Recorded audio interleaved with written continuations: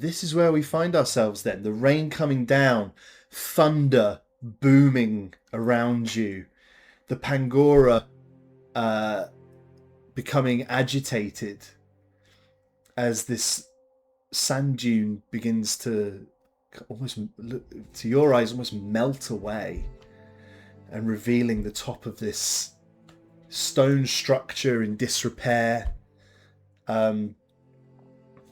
What the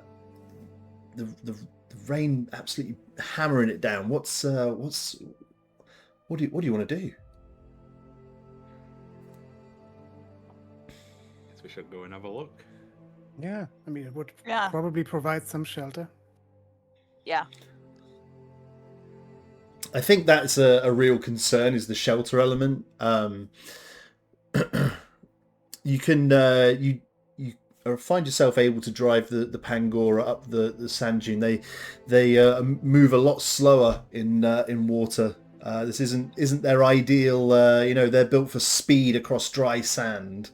Of course. This isn't their preferred way to travel, and you can hear them sort of almost braying with in stress at this. Probably a new experience for them, having not seen really rain, certainly not like this before. As you go higher up this sand dune, the rate at which this ruin appears is slowing as it gets wider. As the dune gets kind of wider, there's more to be watched. It's taking longer. You do find, so essentially what you're faced with is it looks like maybe it's like the top of a tower or something that is poking out of this tall dune, and because of the way that the sand is arranged around it, you find that you're able to, if you wish, walk directly in, and you could. There's a gap big enough where the wall has crumbled away, where you can actually bring the Pangora essentially into the top of this tower at foot level. So Feathers, of course, is like a pig in shit at the moment. He's having an absolute whale of a time, flapping around in the rain and just sort of but yeah, you find that you're able to actually get some cover in the top of this tower to get a degree of shelter. The Pangora are immediately a lot calmer as soon as they kind of get into this tower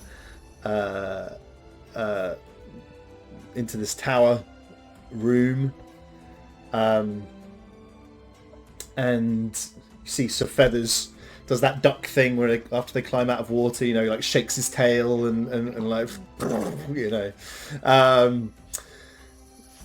so you find yourselves in the top of this ruin. There is sand all over the floor because obviously there is a roof above you, but there is kind of a bit of water coming in. There is a lot of sand. This thing was previously presumably almost like packed with sand, but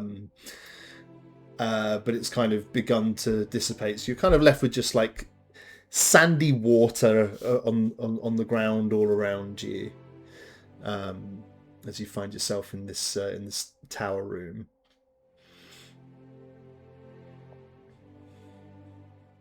Boy. Yeah. Are there any immediate exits? Yeah. Other than where we just came in? There's a spiral staircase that leads down. Okay. At the moment, this kind of tower top is the only part of the ruin that is exposed. So you have the ability to head further down into this structure, whatever it is. But yeah, that's kind of the. Other than that, it's back out into the elements and the storm. Can I do like a perception check, see if there's anything like of note in the ruins? Please do. Cool. I would love you to do a perception check. Bear with me.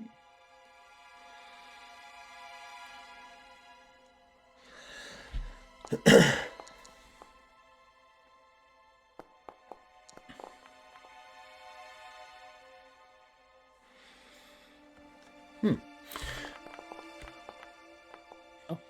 that was a good roll. Hello. Yeah. Ben is on point today.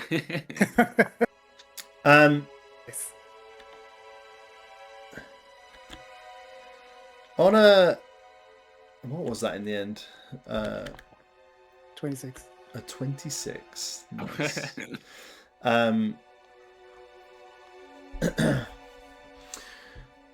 It's quite a wide room. This tower would have been is quite, you know, it's not like a spindly thing. It's quite an open room.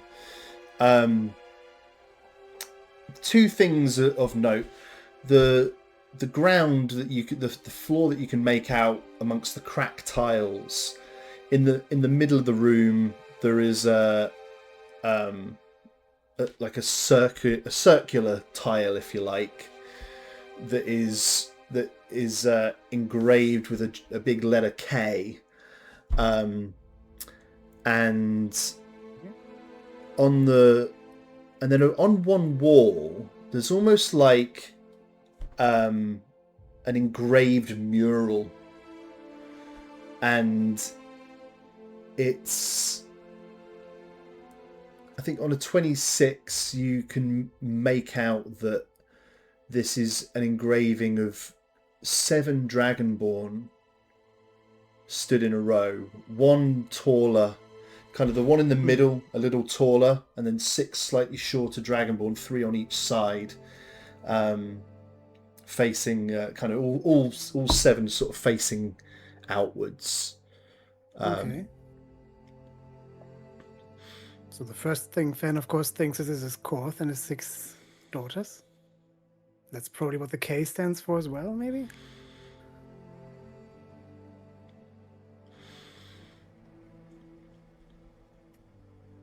Huh.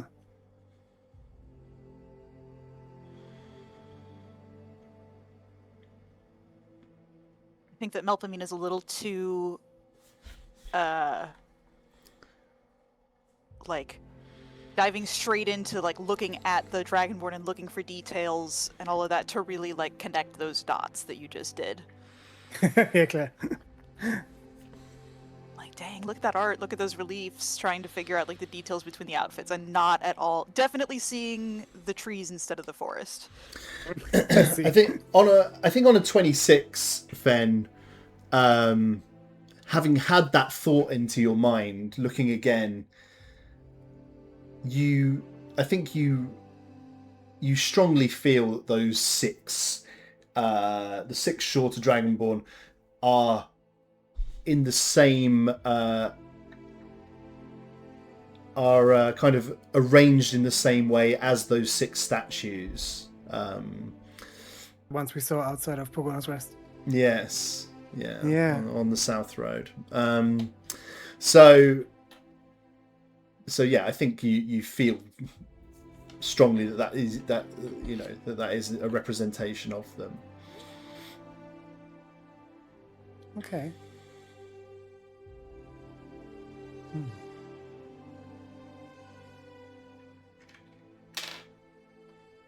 But that's all that we see in this room. There's nothing. Yeah, I mean, the stairs. The yeah, exactly. I mean, the place is pretty beaten up. This is a place that's been exposed to the elements naturally for a long time.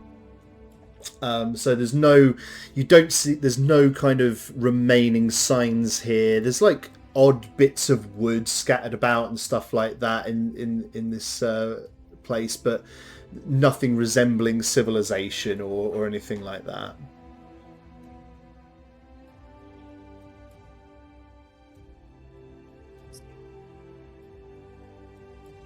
And that's still in this room that we're in, not having gone down the stairs, yeah? Yeah, this is all just something that's on the wall of this tower room.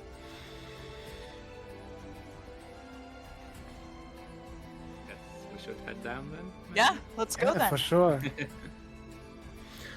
We'll head down. This is a spiral staircase, and it's a bit of a surreal experience because this is a tower. You walk past several windows on your way down that are just packed with sand. Sand is still coming in through those, or at least it's like it has come in. So you're almost having to like step over piles of sand and stuff like that as you make your way down. It's not actually terribly easy to get down. However, after a short time, once you make your way down a little further, you find that the staircase then opens out into a wider room. There is some water down here, a little bit, and there is a fair bit of sand that has just come in over a period of however long. But this room has no or is so wide that it's not like it's packed full of sand or anything like that. It's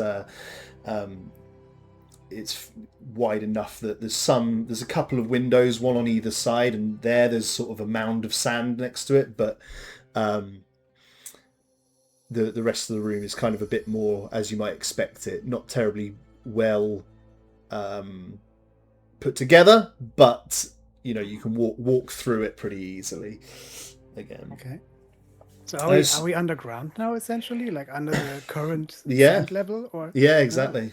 You can still, of course, hear this storm above you, and there is like some rainwater that's kind of just dribbling down the steps behind you as you descend. That's kind of coming in from the outside. But yeah, that's kind of where you are. But yes, to all intents and purposes, you are below sand level in this room. So we probably need a dark vision. I'm assuming there's not much sunlight down there. From here, you've still got some natural light that penetrates down from above, but you're right. It is certainly not terribly well lit. Yeah. Manfred, what was your solution last time? You're not a night vision holder, a dark vision holder, I believe. I'll just hop on a fence back or something. We just got a little leash. I can also cast Produce Flame in my hand and provide sunlight. There you go. Even better. Put me down. Awesome. So, although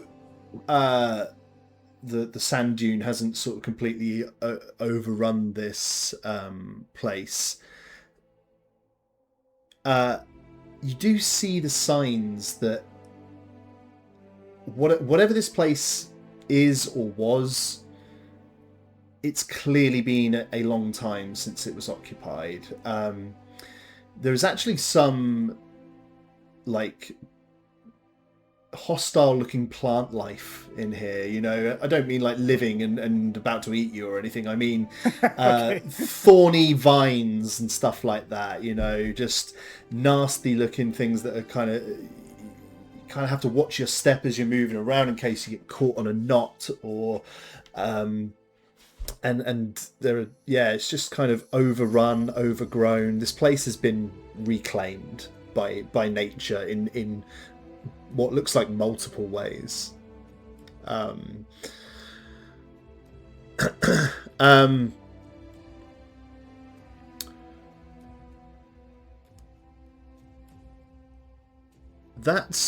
So this room, it's not really apparent.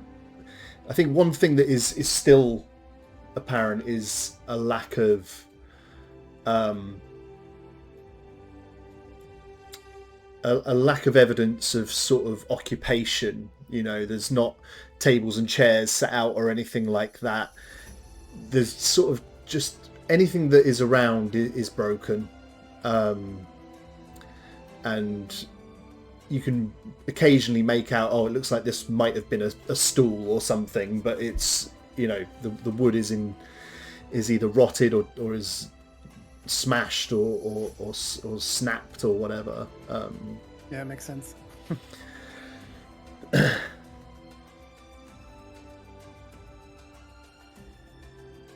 I give a look around and see if there's any other like art carved on the walls, any other reliefs? Yeah. No roll required. Okay.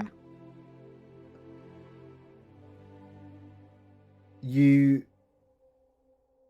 can see on the ground, the center of this room has exactly the same thing as the room above it, which has a K in a circle on the ground, and there is a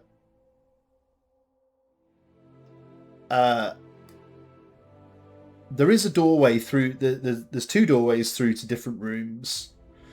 One of which is completely blocked up by these thick, thorny vines. There's also on one wall. There is another kind of mural of sorts engraved into this wall as well.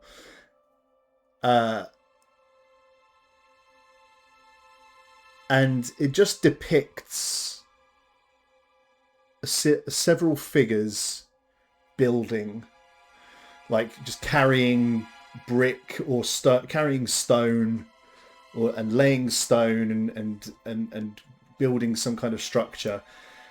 And above it, you just see the word Korthtolly.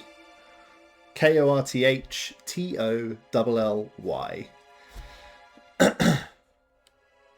Okay. Does it look like what they're building is what we're standing in, or does it look like Pagona's Rest? Or can we tell at all? Give me... You can either give me, Melpomene, history, or you can just give me an insight check. Yeah, I'm not quite sure insight is what I want here, but we'll go for that. Well, either I was like, either one of those. Perception, but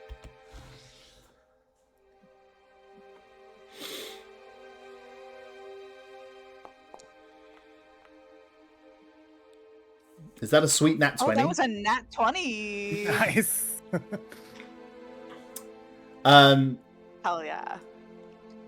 When you look, what was that, by the way? Was that history or insight in the end? That was insight. Okay. Yeah, I think you glean from sort of context clues within this engraving that this is a depiction of what you're standing in being built. There's a couple of hills nearby which wouldn't really apply to Pagona's Rest. Makes you think that this is most likely the exact structure that you are within.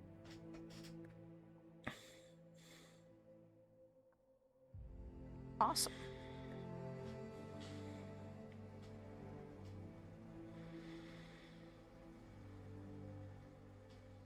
I think that Melpomene really quick pulls out a book and starts doing a sketch of this relief. Not spending too long on it, maybe like 2 minutes max, but just the need to document is really starting to, the itch is coming through. So. Yeah.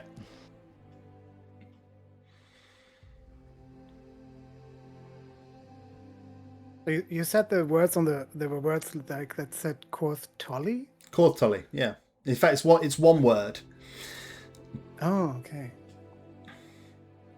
Because the prophecy said something about a Korthtolly. I'm just, of course, it sounds kind of the same, or at least close. Like, not sure how that is related. Or if that's just, I mean, it's probably not a typo. I love that. they build the thing, and Korth comes along to inspect the work. He's like, "Hang on, that's supposed to be a fucking. What have you done?" Who knows? Who knows, indeed. Yeah. Huh. Melpomene, because you got a nat 20, I think another a closer inspection of this. It's quite an elaborate mural of sorts. This it's one of those that sort of depicts multiple small scenes, you know, and one that catches your eye for obvious reasons is a scene of while this building is going on, while this construction is underway, a few figures in the background who appear to be singing. Do I see anything about them that looks like it's an identifying, like clothing or? I don't think you know, and probably this engraving, as elaborate as it is, it's not necessarily got enough detail for you to kind of delineate that. Very exciting.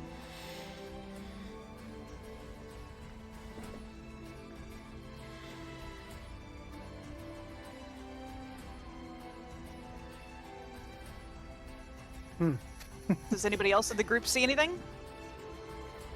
I'm not sure. I don't think, like, the singing people, there's nothing that indicates they're somehow related to the hags that we encountered before they changed into hags, because I remember they were chanting and stuff.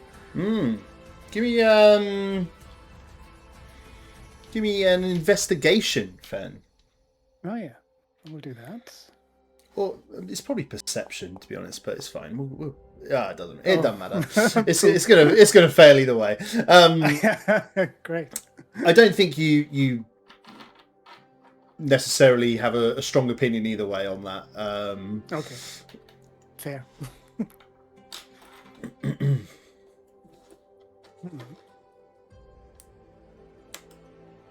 Okay. I think Melpomene's starting to get excited about all of this. I'm just like in a very good mood. This is like so up my alley. I'm like hopping from foot to foot level of good mood.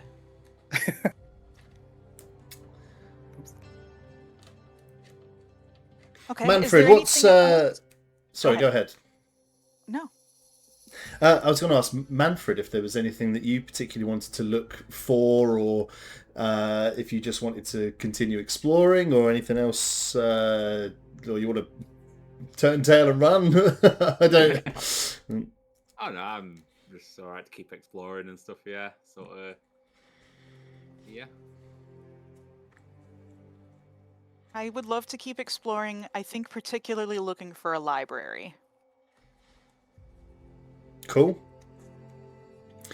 So there were two doors that you could. There were two exits to this room.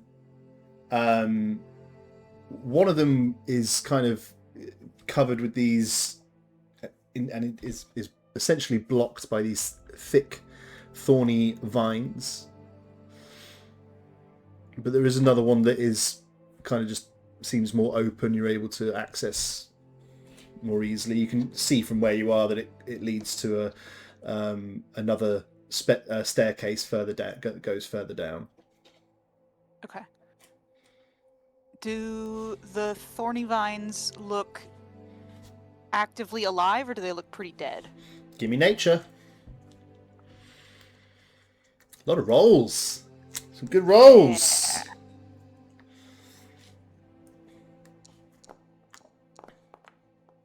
Oh, Dang! Nice. Another good one. you're not even the nature person. You got a ranger and a druid with you, and the bard's like, "Listen, guys, I know plants, okay." For sure. Really just trying to assess flammability here. Yeah, they're very dry. I think if that's your question, I think you feel like they would catch fire for sure. Okay. Cool. I'm gonna give a look to both Fen and Manfred and be like, hope you're not offended. And then be like, but it's time for the wizard method. And then do you can take me hard to go and launch a fireball directly at them. Very good indeed. Clarification, fireball or firebolt? Sorry, firebolt. Okay, good to know. The little one. The little one. Yeah, great. You send the firebolt. It Do you want me to roll to attack? No. It catches on the vines, which catch on fire, and after a minute or so, everything that's blocking your path is burned away, and you have a second door available to. This one does also lead to a staircase, so either way it's further down, but they do seem to be going in different directions. One is another spiral staircase, so essentially taking you directly below you. The one that you've just opened up is a kind of more linear staircase that heads off in a slightly different direction. Everybody give me a perception roll, please. This is going to be a toughie. There'll be a 20 DC on this.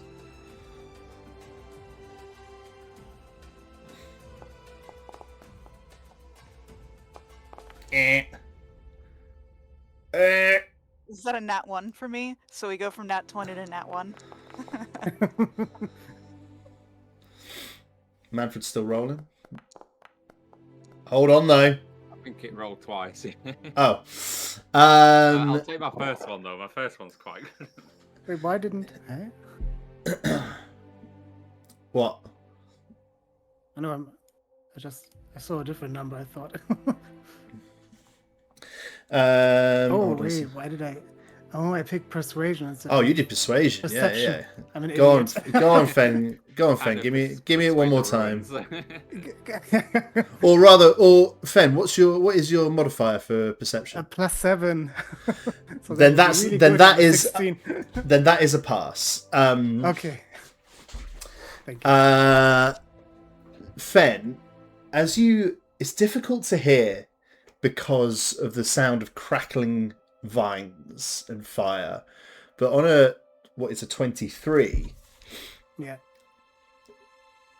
you could swear that from below you just hear something. The sound, some kind of sound of grinding stone. Okay. And it comes through the crackling of the fire and the vines, and by the time the fire has subsided and the vines are cleared, not that you necessarily doubt that you heard it, but there's nothing more to be heard. And I would say you're not even 100% sure which staircase you heard it from. Okay.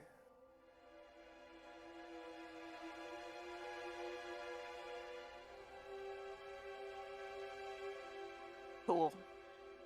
Melpomene didn't get any of that. I rolled a nat 1.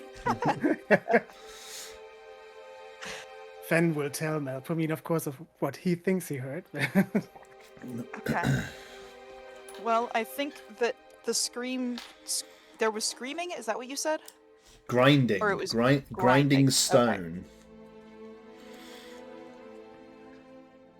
Well, that might be something that had been trying to be protected, which is maybe why the thorns were here.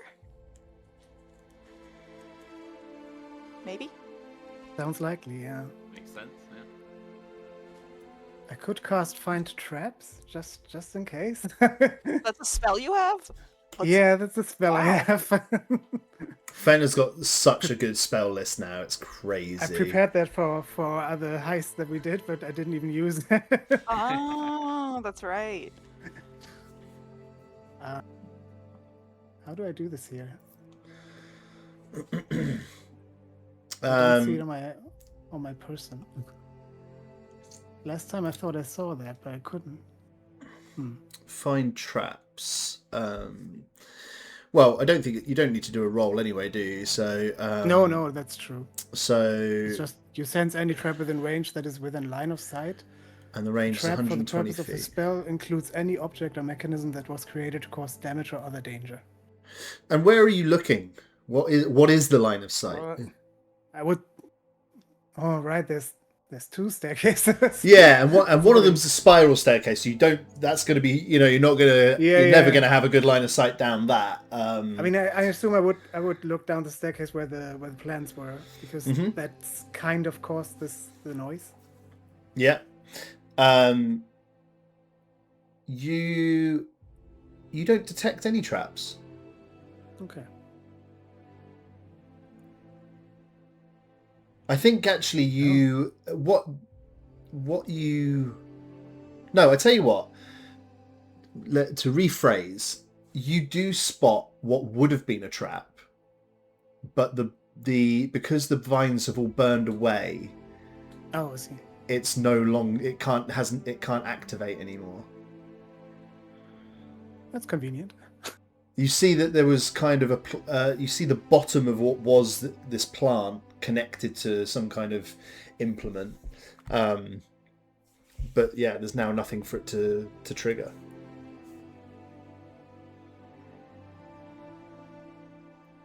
Cool. I'd say just let's go down there. Yeah. Yeah, walking down the stairs. I think you point that out, and I'm just like, cool, go. So you just descend further down. I'm going to say that the overwhelming feeling that you get when you reach the bottom of these stairs, which are perhaps sort of 40 feet long. Every room you step into, it's impossible to avoid the signs of destruction. It's like, this isn't like you found like even in I'm trying to think of a good example here. There's no signs of there's no beds or living quarters or anything like that. There's no tables or desks in any room that you've been in so far. You come into this next room, and there are pillars that are hanging on by a thread where they've been damaged. A couple of them have collapsed altogether. Doors. There are doorways with no doors in them anymore. It's just whatever happened here it's just left this shell of a place behind. So it's maybe more like a temple, actually, not like living quarters, but.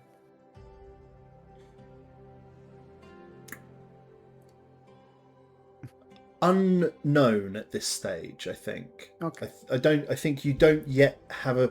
What is becoming clear though, you've already made your way down 2 flights of stairs. What is becoming clear to you is this is quite a large site.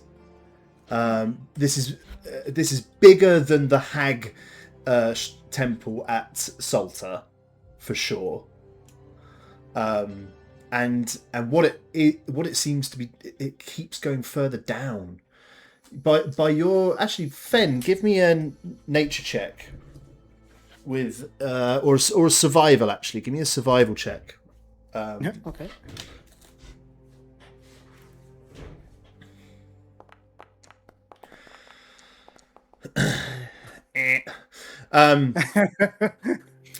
Yeah, it's just You've been trying to work out kind of how far down you've already gone.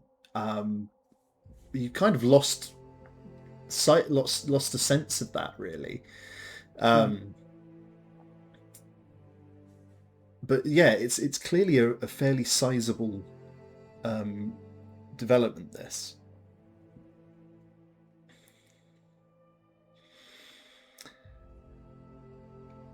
Are there more stairs going further down? Yeah, you bet. There are. And there's now, I think the sense that you get is this thing is getting, it's getting wider as you go further in. So there are rooms like next to each other. You began in a solitary room like that, which just had a staircase down, like at the top of a tower. Now it's kind of sprawling out more widely as you get further down.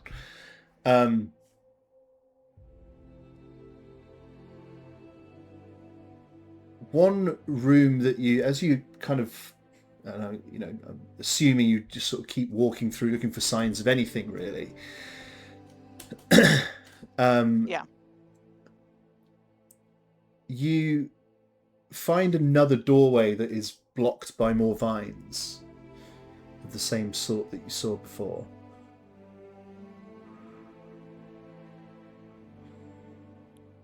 Cool. Run. Let's do it. You can take me hard to go. And then point and shoot. Exactly the same result as before. Fen, give me perception with advantage, please. Of course.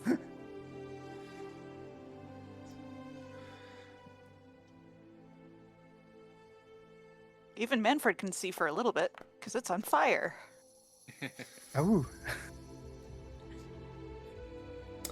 Nice roll. No doubt in your mind, Fen. You hear the same sort of sound again, sound of stone grinding on stone as these thorns burn away.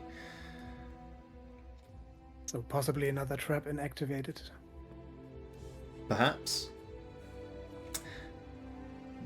The vines withdraw as they are burned back, and you find as you walk into this room, the room itself is circular, and it's actually like it's an amphitheater. It's 4 or 5 rows of circular seating, quite a smallish room, quite an intimate size, perhaps sort of 60 feet across, and in the center a platform that is just in the middle, so that people would be seated on all sides about them.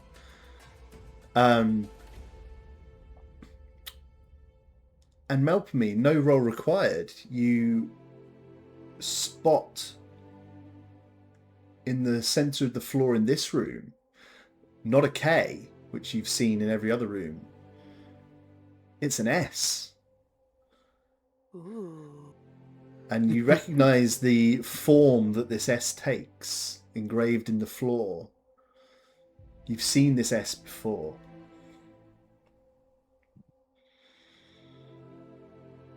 It's the Silcani? It's the Silcani. It's the emblem of the Silcani.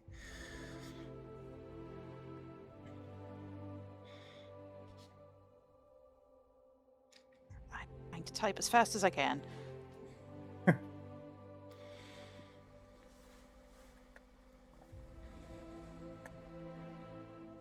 Okay. I'm gonna march down, in fact, to the spot where the S is. I'm assuming on the stage. Yeah. It's the middle of the room. Yeah. So I know from my own studies that amphitheaters are meant to throw the sound from a particular spot to the entire room. So I want to go do a little just like a hum to kind of get a tune of what the amphitheater sounds like. I'm not looking Love to that. perform a specific thing. I'm trying to like tune into the space. Love it. Fen and Manfred, from your position at the top of the seats, presumably, Melpomene beginning to hum out loud like this. Obviously, this, in case it needed saying, this place, ever since you got further down, the sound of the storm and the rain, you can't even hear it anymore. This place is deathly silent. The only sounds you've heard are fire, crackling these thorns, and of course Fen, the sound, the unusual stone sound that you've heard a couple of times. Yeah. The sound of this hum just seems to vibrate the room almost. And Melpomene, you said you wanted to kind of tune into the room, so give me a perception check. You can give me that with advantage actually as well. Ooh.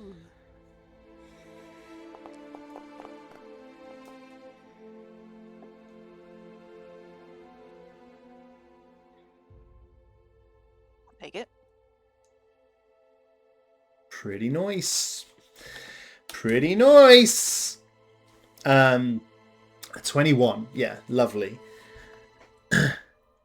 You could swear, Melpomene, that the room is almost humming back to you.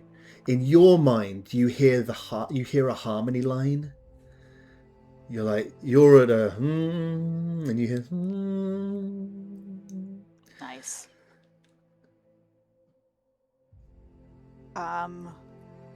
I think inspired by that sound, I'm gonna sit cross-legged on the S and pull out my scroll case, and pull out the sheet music that we had found that I still don't really understand. Yeah.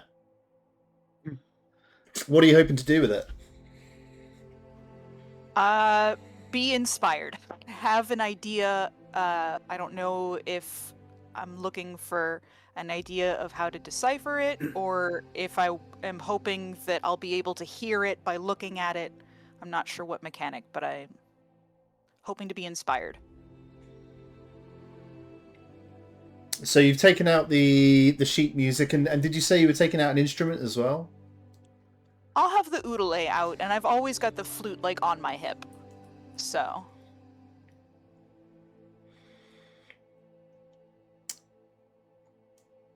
I think while I'm looking at it, I'll have the flute kind of out and be like tapping it on the ground. And because it's a really pure metal, it just makes a musical ting noise. Just that is an absent-minded thing that I do while I'm thinking. I think in my mind I've got like the tuning forks, like when you hit a tuning fork and you get that hum, that just nice and low it hum. Resonates, Yeah, and that resonates. And again, I think hang on, let me ban this spot. I think again, every time you hit your flute on the ground, it makes a sound, but the room is giving something back to you as well. It's giving you a sort of, like in this case, it's like a bass note beneath it. And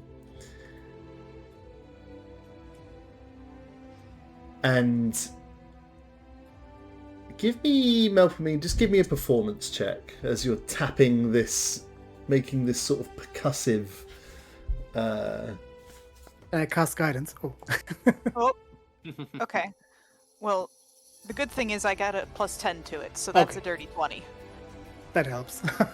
I wouldn't worry about it, Fen. No.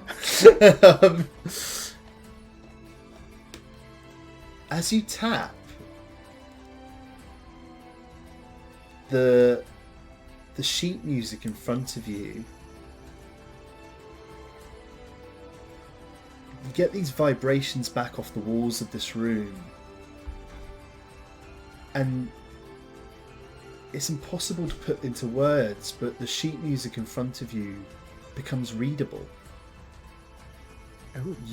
You look down at it, and the system that made no sense to you when you first saw it is now plain as day.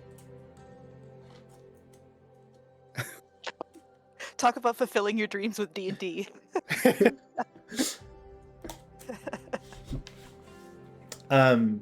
You can see this music now laid out in front of you, and just looking at the notes, you already know how that tune's going to go. I'm going to try to commit it to memory as hard as I can in case the effect goes away.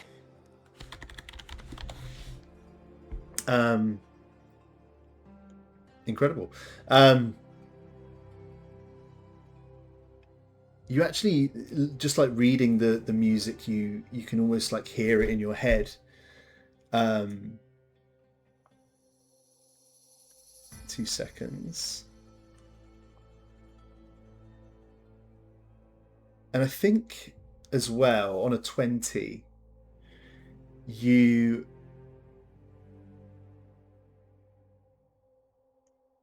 feel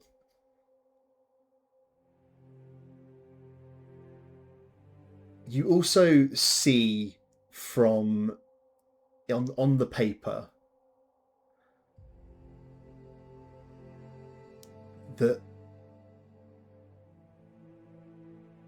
words form on it that again were written in a script you don't recognize at the top, and basically it's instructions on how to play it, you know, the kind of the tempo, the feel of the piece, and it also suggests that this should be played by an udale.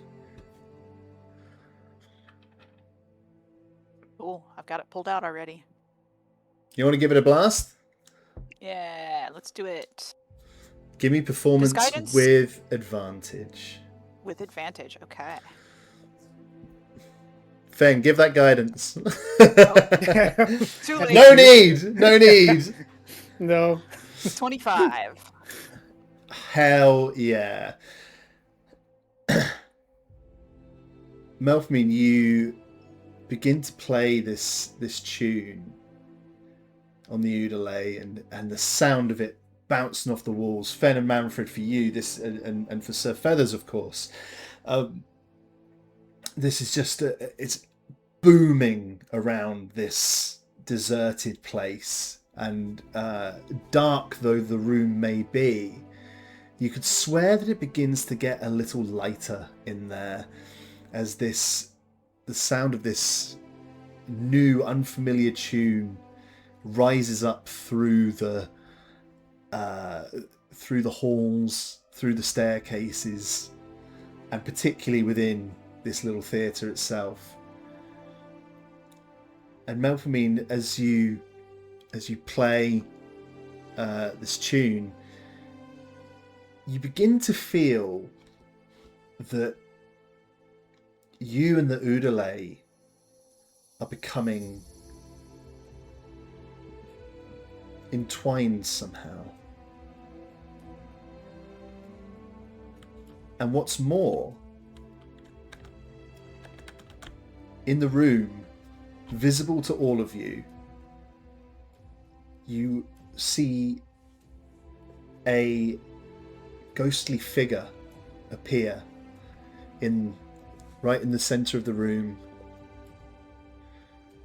and they're almost like developing from the bottom up, and you see and watch this ghostly figure as their head appears, as their mouth appears. You begin to hear the same song being sung in harmony with Melpomene's udale, until you're staring at the ghostly figure of a beautiful dragonborn, female dragonborn, right in front of you, singing along with this tune.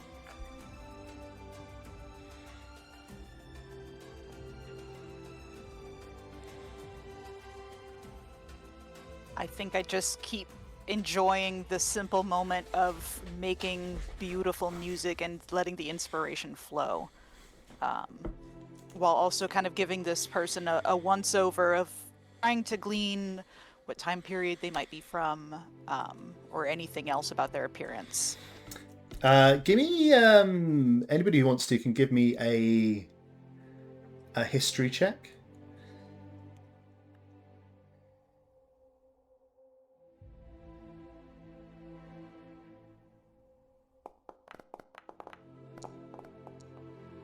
Nice.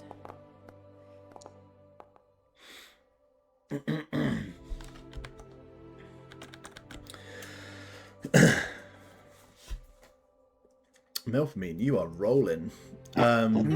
Indeed. It's been the extremes today.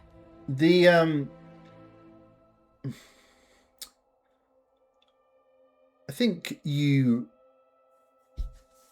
all sense that. What do you sense? This is from the way that they're dressed in some kind of robes, but there's something clear about the style of this robe. I'm not really a fashion guy, right? But like, this isn't. You haven't seen anybody in Pagona's Rest wearing robes cut this way in this style. I think you sense that this is an older figure.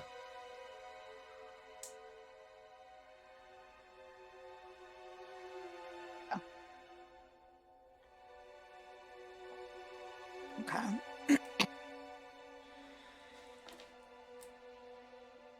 Are they dressed like one of the Dragonborn and the Mule upstairs? No. Similar to them? Oh, No, differently to them.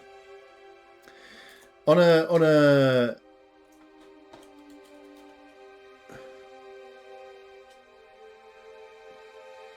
yeah, just differently to them. I don't think you get the sense that this is some kind of projection of one of the sisters. Mm-hmm. Okay.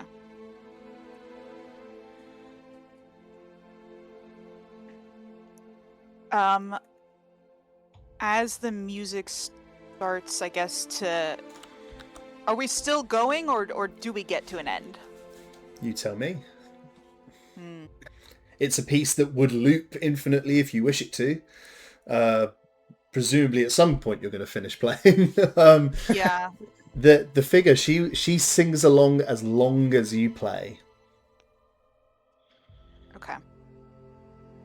The language that she's singing in is not known to any of you, though. Oh. Okay.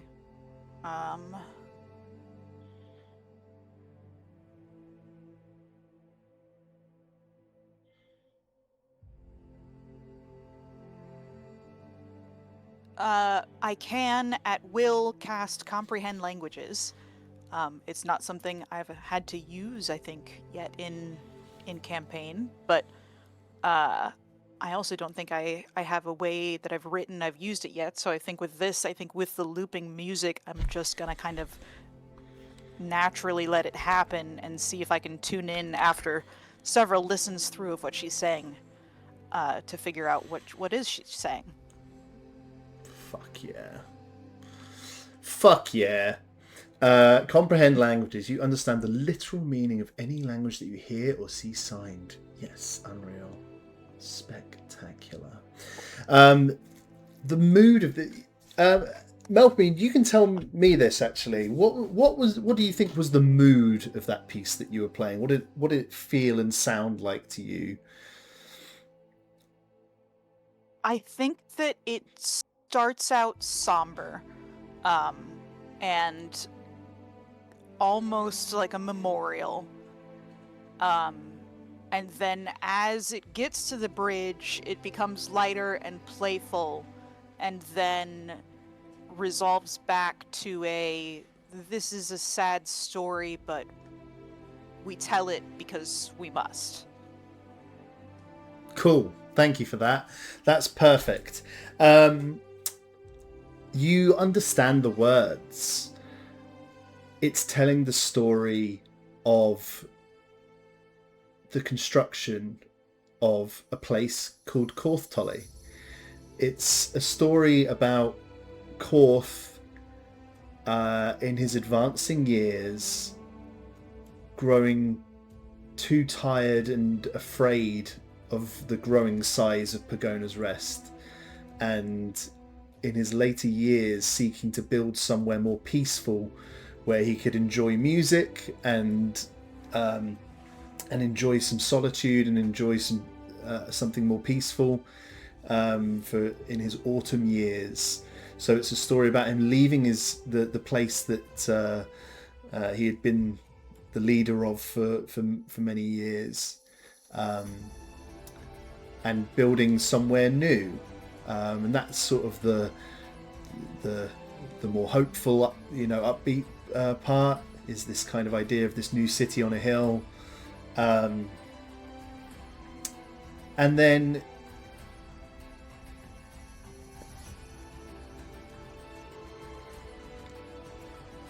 you see that there is the kind of resolution back to being a bit more kind of melancholy towards the end is essentially the realization that this new place will come to an end someday, as will all things.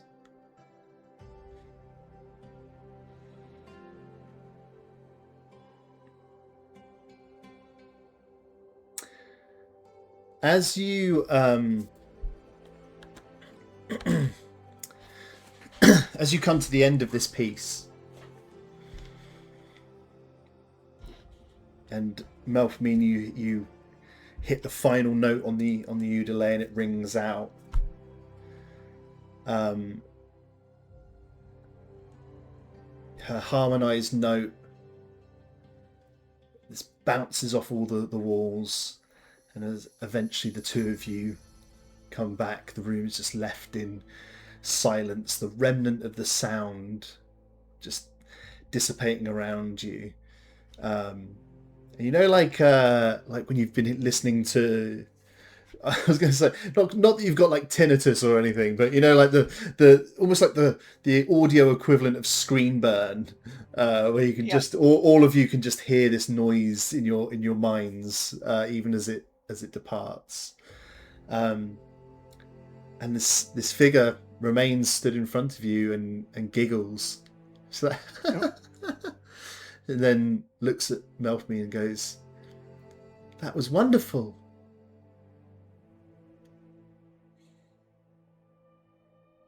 That was incredible. Thank you. And I give not like a deep bow, but a deep head and shoulders bow, to show my respect. She returns and bows back towards you, and says, "I believe you and your instrument are speaking with one voice." Are we? I'm gonna look down surprised at it. Does it look any different? She moves with a slowly and purposefully any time that she's doing anything, and she kind of looks up and sort of notices Fen and Manfred. She goes,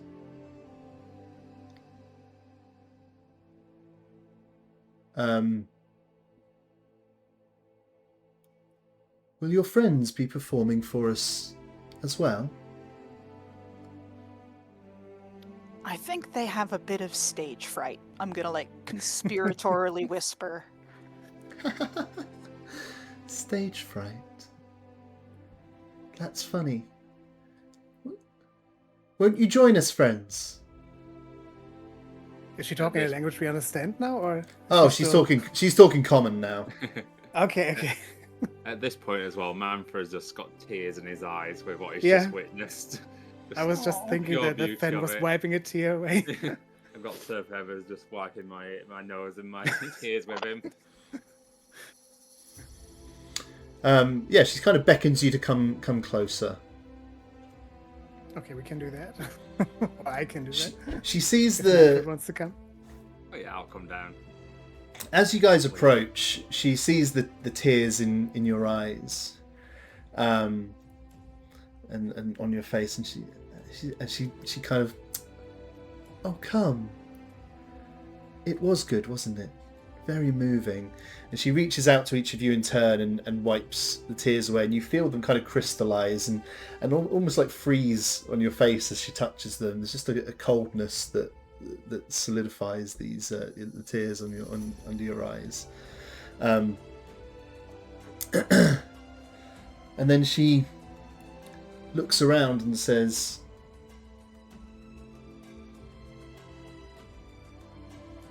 "Why am I here?"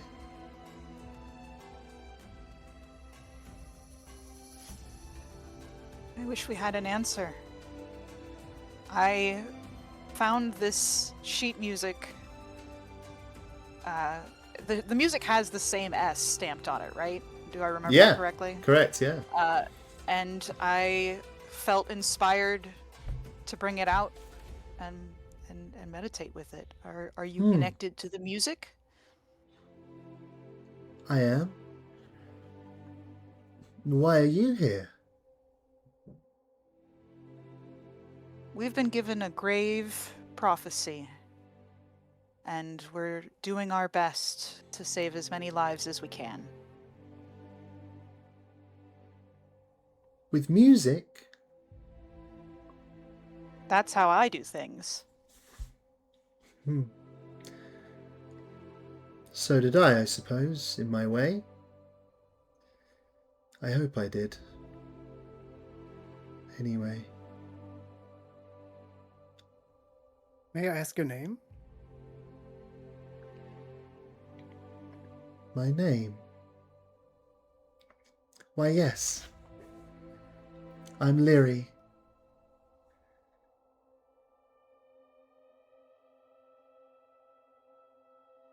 Who are you? I'm Fen. Fen. It's a strange name.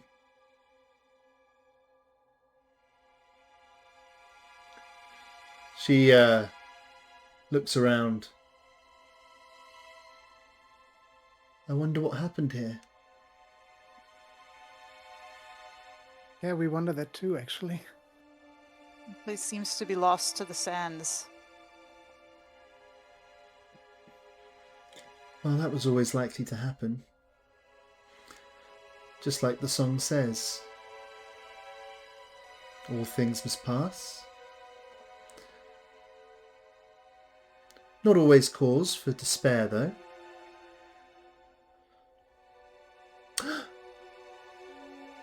We should ask the Centenary. They're bound to know. And who is that? The Centenary? She looks around the room and points, like, look there. And points behind you to at the top of the stairs. And you can just see, you've seen a couple of things like this as you've been moving through the place, but not really thought anything of it.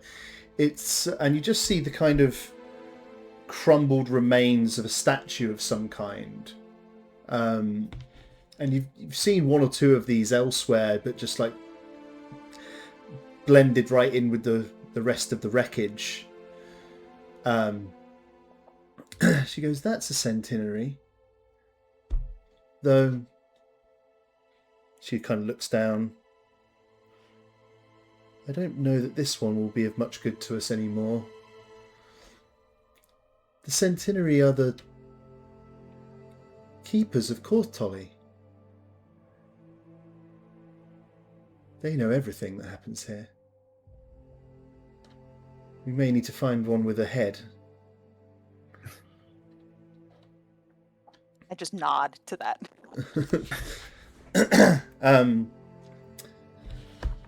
She looks back at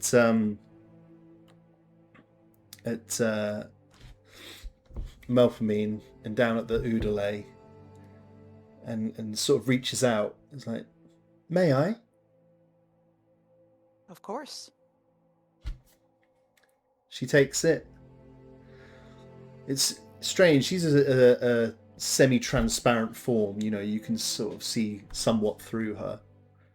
But she takes the Oodalay in her hands, and it almost appears to you the Oodalay kind of sits almost slightly above her hands. There's not like a grip around it. Mm-hmm. But nevertheless, she brings it to her mouth and plays a short tune. Just a slow, mournful piece. And then she kind of laughs again. I'm a little out of practice, I suppose. Here, hands it back to you. She says, this instrument,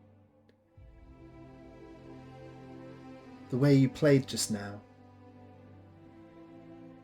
it obviously is something that came to you very quickly and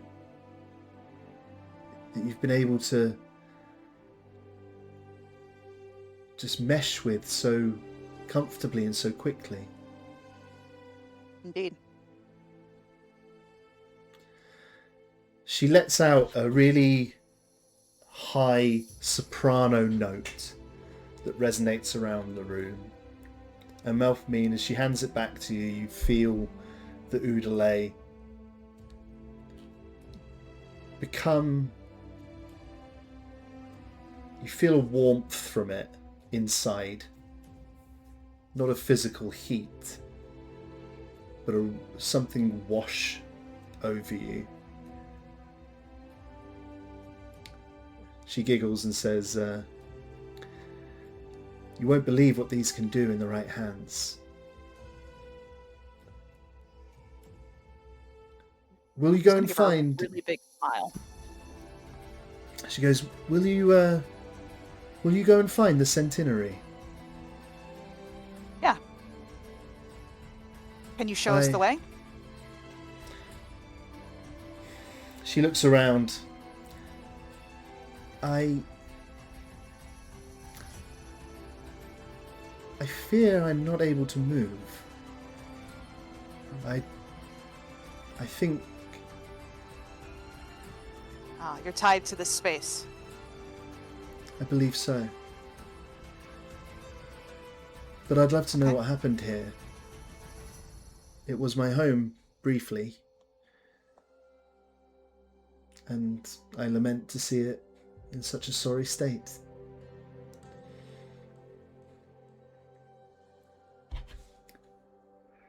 I think that right at that moment, Melpomene's got a really far away stare. It's like, yeah, I know what you mean. And then blinks and kind of recollects himself. If we find out more, we'll come back and tell you. Thank you. If I don't see you, it was my pleasure to have played and sang with you. Thank you. The world enjoyed always every needs moment. musicians. Indeed.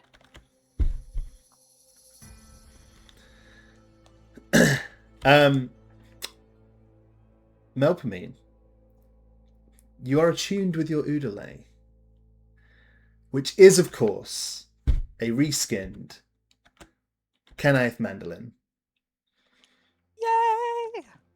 which I have just Oh my DM'd, God. which I have just DM'd back to you in case you need to find it. Would you like to tell the team what what your Oodalay can now do? My favorite instrument of all time. Yes, I would love to tell the team. You can use the action to play the instrument and cast one of its spells. Fly, invisibility, levitate, protection from evil and good, cure wounds 3rd level, dispel magic, and protection from energy, lightning only. Yeah. Once this instrument has been used to cast a spell, it can't be used to cast that spell again until the next dawn.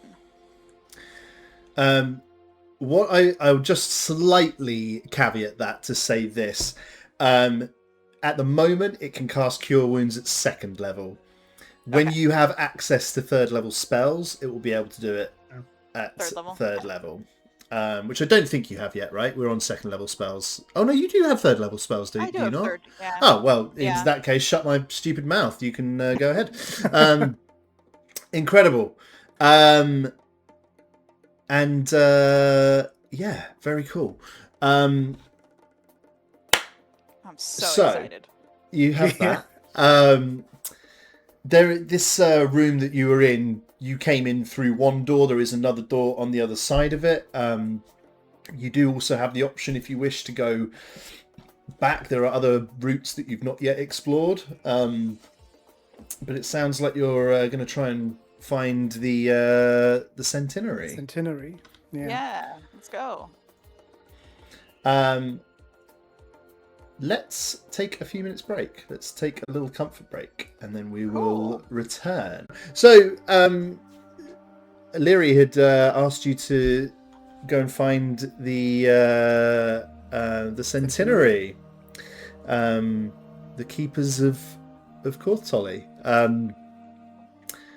What do you think you're looking for here, based on what she said? And I should mention that with the power of the music now dissipating, and as you guys are leaving the room, you see that Lyri's form begins to withdraw and fade away. What do you think you're looking for here? Something with a head. Something with a head. Yeah, a statue of some kind. Probably, yeah. Cool. Very good then.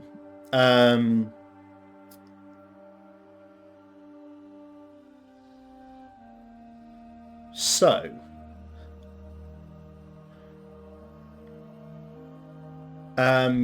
yeah, heading through then into the well, it was up to you. There was always the option you could.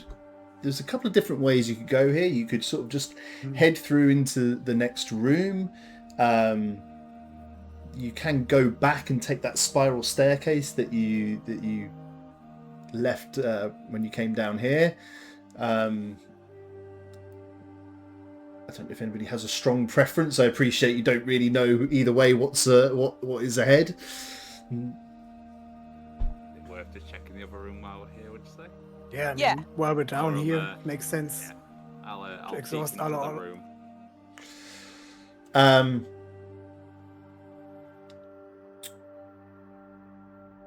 It's another room, a rectangular room.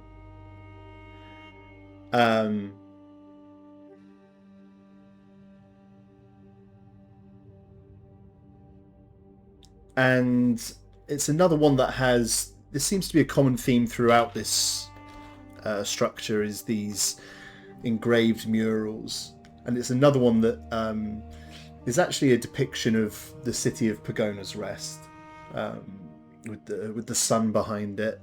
But as with everything, it's cracked and crumbled. It doesn't, a bit of a shadow of its former glory, I'm sure. It looks like the only way, as ever, is down. As you locate another staircase leading down from this room. Let's go.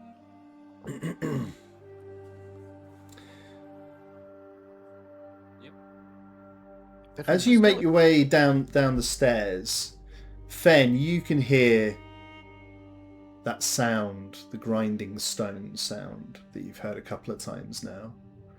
Okay, now without burning plants. Yeah, no plant burning required.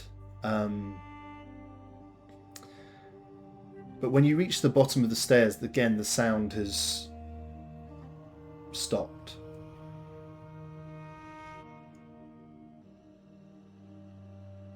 You find yourself at the bottom of the steps. One, it looks like there was doorways to what would have been your left and right. The one on the left is completely caved in with rubble. It is just totally inaccessible. The one to your right is still somewhat intact, but once again you are met with these same thick, thorny, rough vines. Anyone who wants to give me a perception check. Yeah. Happy to.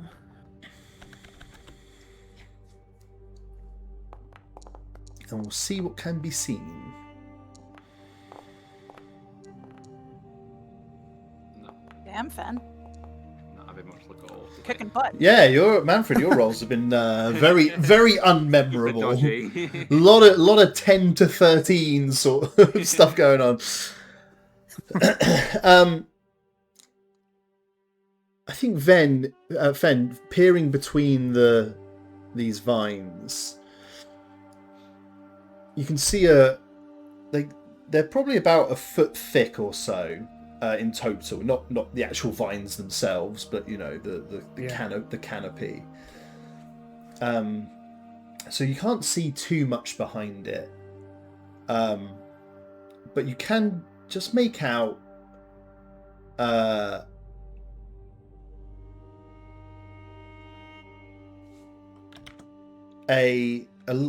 quite a large open room supported by these wide pillars. And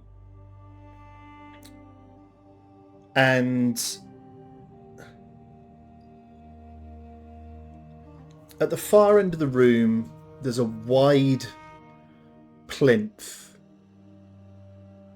and some kind of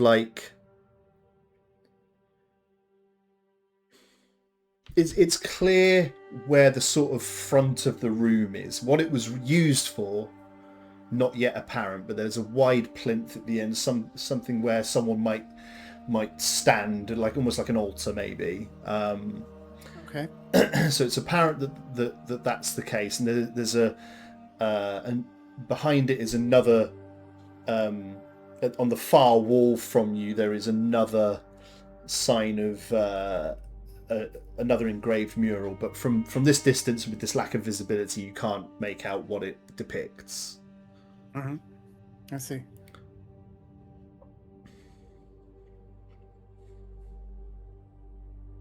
I mean, I say burn the vines first.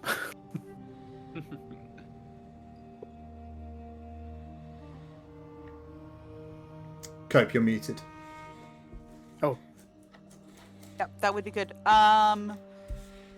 Before we burn them, I'd like to look a little bit, or maybe we do it after. I just want to know if the thorns look like this is a trap that was set to be triggered and over time it triggered, and that's why they're overgrown, or if this was a protection and it was meant to get even worse. You know? Good question. Give me... What are we asking for there? Give me survival, Melpomene. That feels right.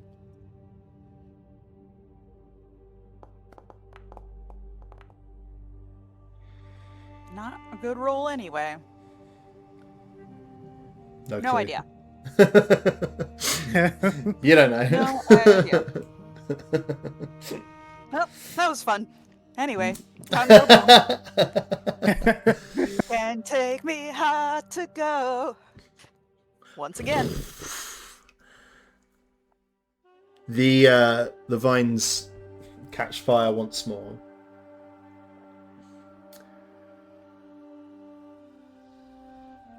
This time you all hear it.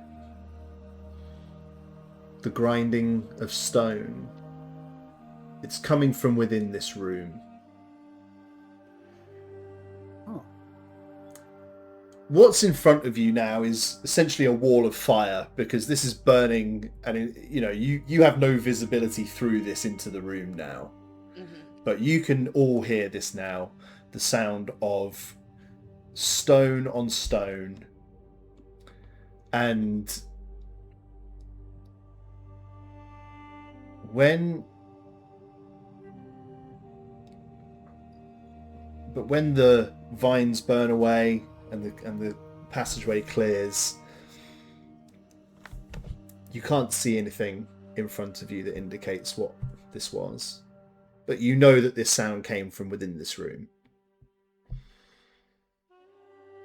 And it has stopped now that the burning has stopped? Yeah. Okay. Okay.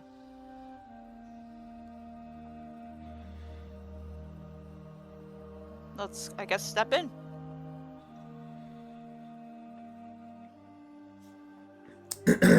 As ever, the room is showing the signs of decay and damage virtually everywhere.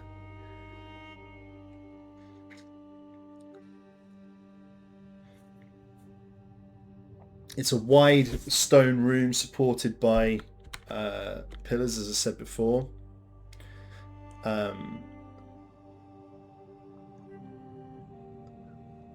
There's kind of 3 archways that in the center of the room leading up to where this plinth is at the far end of the room, and there's you kind of have to descend down just like 4 steps into a shallow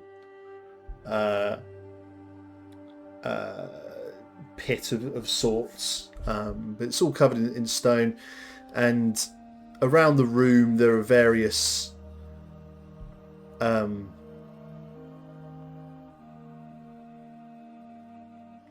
just little alcoves, and then what you see on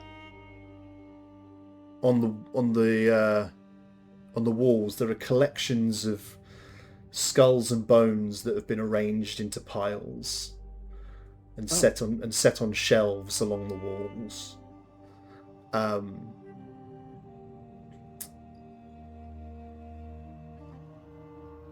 Fun. Do they have any identifying features, or is it just a bunch of skulls? Give me investigation, please.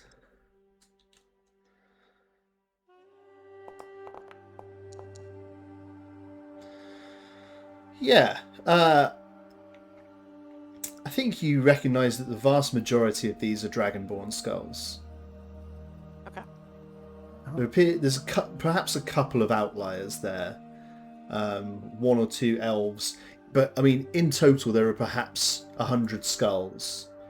And 85 plus are dragonborn.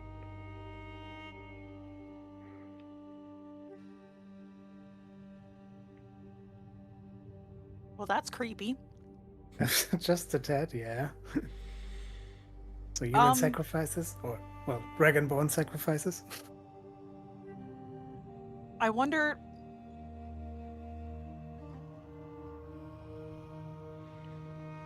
So, my brain above table is wondering if this is the people that died in the process of building this place. What role do you think we would do to see if Melpomene would even get that? Would that be... I don't think that's rollable. I think that's... I'm happy with that's... I think that's a work in theory that you may have. I don't think there's any way to delineate that from using our friends the dice at this stage. Then I'll share my theory. So your theory is that this is these were people who died in the construction of Korthtolly. Yeah. It's a nicer theory than I had. And what's your theory? The sacrifice.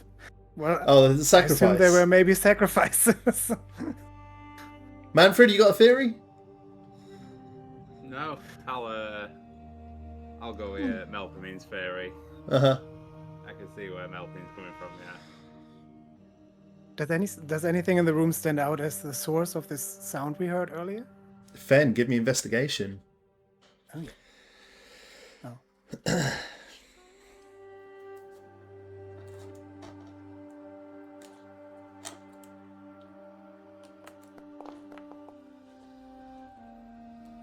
Nice. It works. We love to see it. On a 19, I think as you sort of scour the room, looking to try and understand what this place is, what it was for, you find a virtually destroyed statue, almost identical to the one that Leary pointed out in the amphitheater room. It's just a left arm, a shoulder, and a head, but missing the kind of jaw section of the head. Oh. But on a 19, you out of the corner of your eye as you go to move away, you could swear that the eyes of this statue follow you as you move. Okay. And as they do, you can just hear these eyes grinding. Oh god. Okay. That's not ominous at all. The jaw that is missing, is that like broken, or can something be inserted there somehow? What did you have in mind? I don't know, maybe a part of all these skulls. Like, so you want to take the bottom jaw from a skull and lodge it onto the statue? Why not? Why fucking not indeed? Do that. That's fucking wicked. You sick fuck. I was just going to try to cast message, but that's so much more metal. What do you use, Fen, to Fen, give me what would you use, Fen, to connect a humanoid skull to stone? No, that's what I meant, because if it is like broken, if the jaw is just broken, if it's like meant to be like this, that something can be attached to it. It's broke. The head of this statue is damaged. Okay. It would have had some kind of jaw there, and now it does not. So if you're going to replace it with a humanoid jawbone, which I'm delighted by, how do you think you would affix that? That's a really good question. I don't have a mending spell, unfortunately.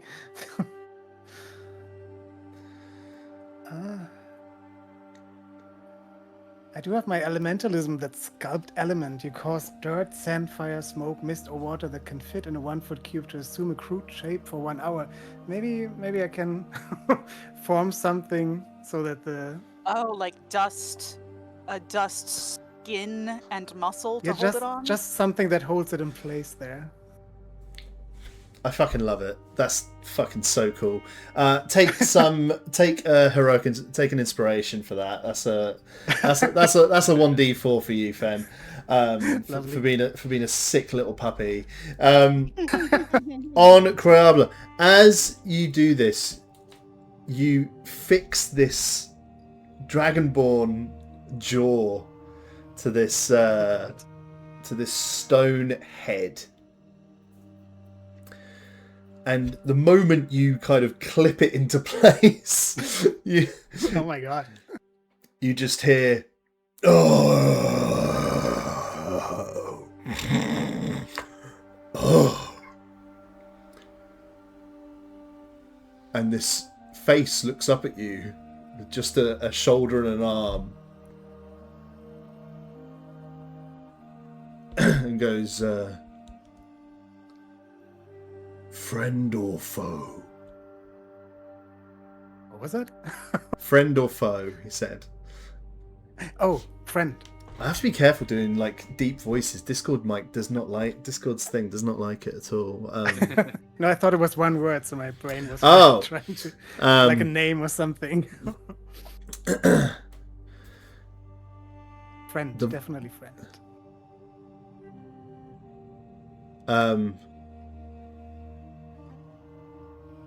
Are you able to help me up?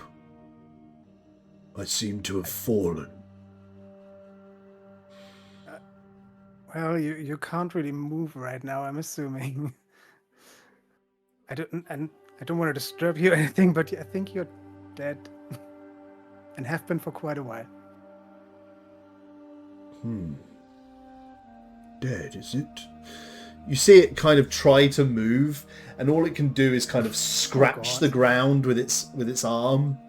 And you hear the sound. This is the sound you've been hearing. Oh, okay. Is the sound of this arm just like scraping the floor as it tries to like grip or whatever. This is so sad now. and this face just looks up and is like, I don't know that I really can die. Okay. What is your name? Name?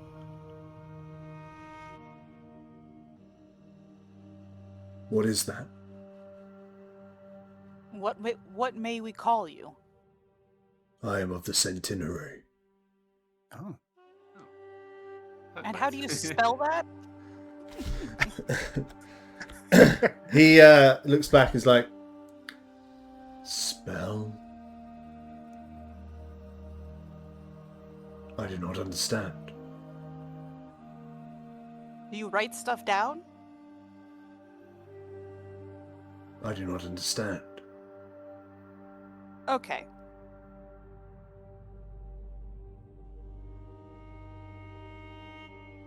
What is your purpose? To protect Korthtolly from invaders and other threats. Answers with a lot more authority. This looks fucking hilarious, by the way. You've got this dragon bone jaw waggling against this stone as it talks. Of course. Holy shit. I wish I could draw. I would love to draw that. Holy fuck. But yeah, he says, it's there to protect Korthtolly. Okay. What did Leary say again? What we should seek the Centenary out for? I literally just wrote down we wonder about something, and she says we should ask. She wanted to know what happened to Korthtolly. Why it's all fucked up. Do you know what happened?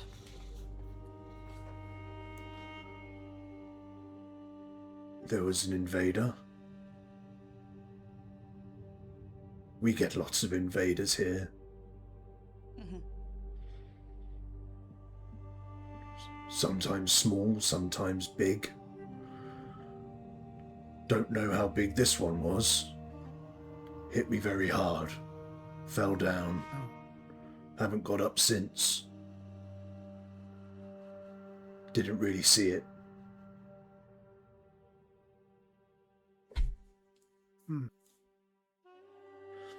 Are you able to talk to the others of you?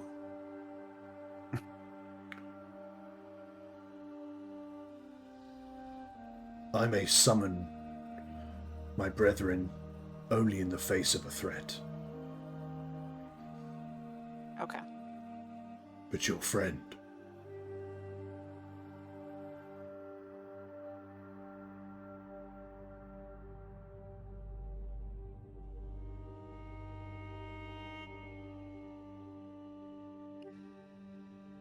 I'm confused. By what? I don't know if I understood whatever you just said. He says that he can summon his brethren but only in response to a threat. I pull my sword out then. Oh no. I got to twat him with it. No. I don't know if that's worth it. Did you just say in the... Again, what did you say? The terms of a threat, right? Yeah, in response to a threat, he can summon his brethren. Yeah. Yeah, I wasn't actually going to hit him. I was going to like just pull it out and sort of, see if you get where I'm coming from. Yeah. Yeah, I just don't know if we can ever talk them back down again. Yeah, I don't really want to fight them. Okay, At the put it away then. His eyes sort of flare briefly, and it's like he looks at Manfred. Friend or foe? Friend. Give me persuasion with disadvantage. Yes. Can I still cast guidance? Yes. Okay. You can add a d4.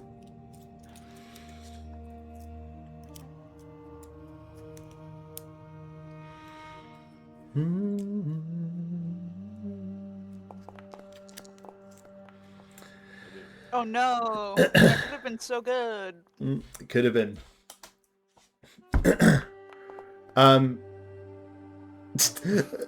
He looks afraid. Oh. He kind of recoils, says, "You spoke as friends. This one shows his blade."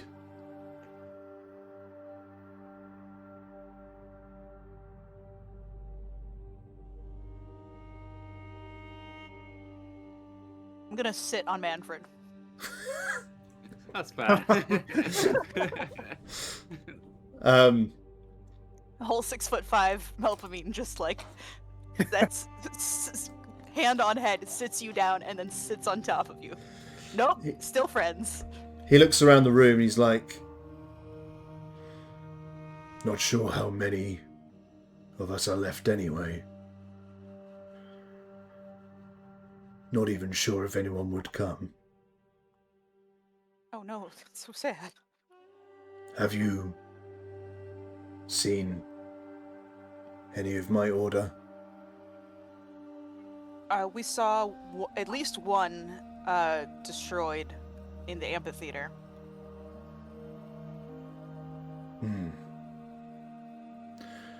I fear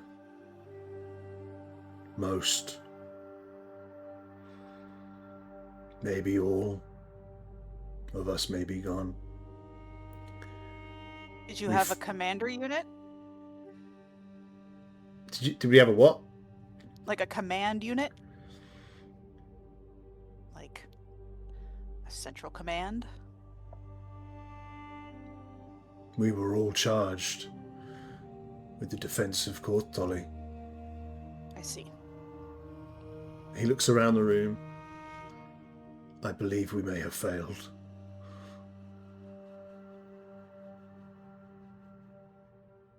This place is lost to time. Pretty much.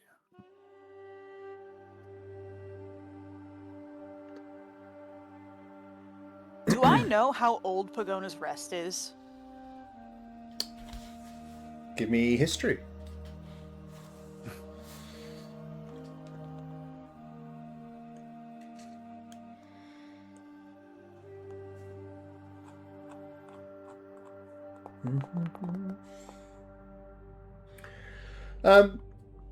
I don't know if you know how old Pagona's Rest is since it was established. What I think you do know, which may be more relevant, given what you understand from the song that you played, is that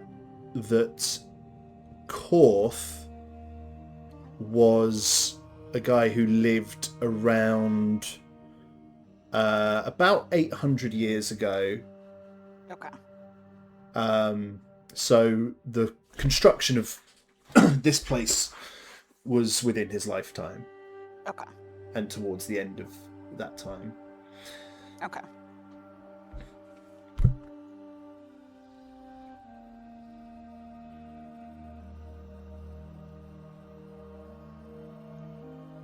It has been about 700 to 800 years, so there have probably been many intrusions since your original tasking of protection. Yes. Some of the more recent ones I could not prevent from invading in my current capacity. I don't know if any of my brethren heard or saw them, or if they're in any better condition than I.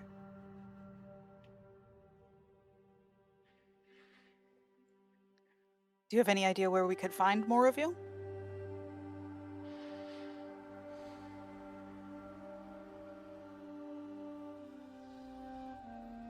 They would come when called. Beyond that, I can only suggest looking around more. Okay. The size of these things, by the way, if this were a full body, would be quite big. Another reason this whole jaw looks quite silly is because it's far too small. Makes sense. It's the if you kind of estimate from looking at this thing's head that, like, were it restored to its full body, or when it was upright, it was about like 9 feet tall and pretty broad. The arm itself is big, a wide arm, broad, and the entire thing is made of stone. Hey there, Tater Tot. So yeah, that's what that looks like. Okay.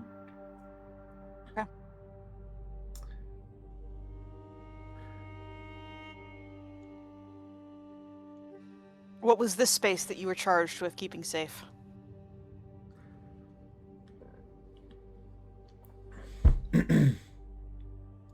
This room, though I would of course proceed to other areas of Korthtolly when called. Mm-hmm. My primary task was to oversee and guard this room.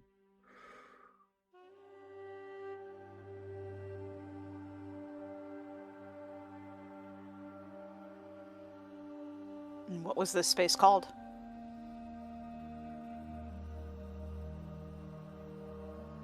This is 2 seconds.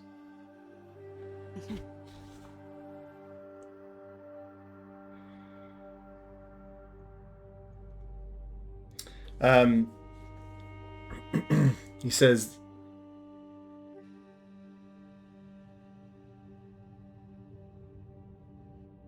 this is a room with no formal name, but it was sometimes called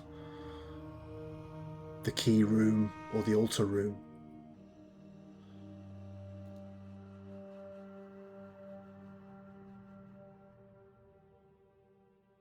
And you see his arm stretch out, and as he says key room or altar room, he points towards the altar at the front, the plinth.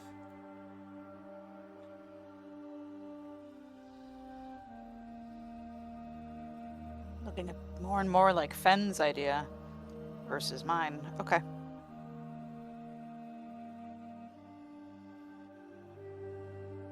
Was this room a key to a ritual, or is it in a key space in the castle, in the structure? No. It held the keys.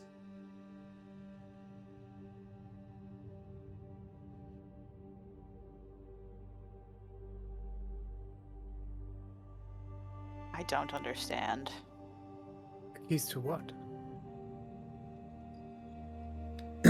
You see that it hesitates and is like, well, I am not supposed to say, but it has been long since the keys were held in this place anyway. Observe. And he points towards the plinth.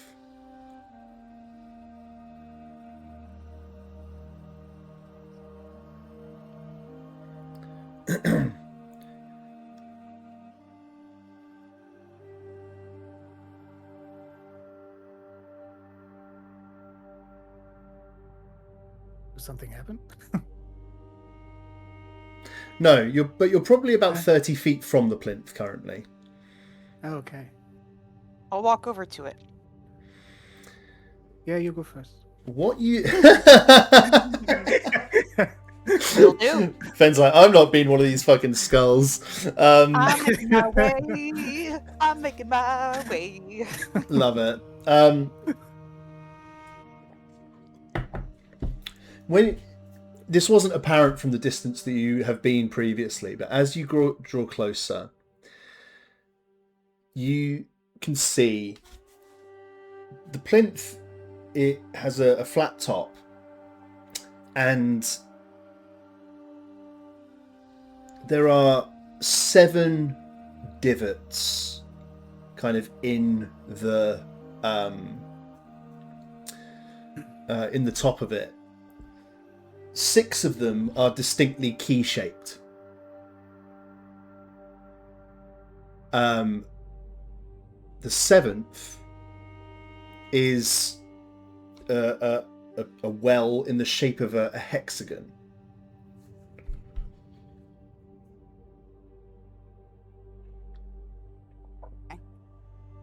Okay.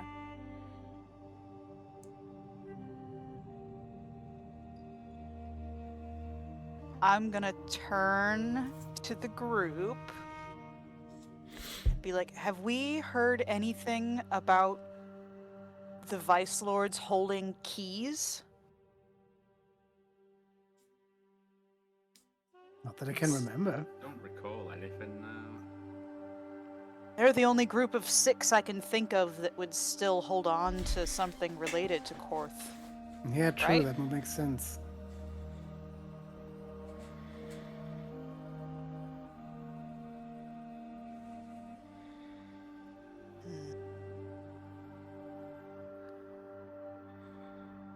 I guess I want to look a little closer. You said there was the 7th was like a hexagon shape, like a space to put something in.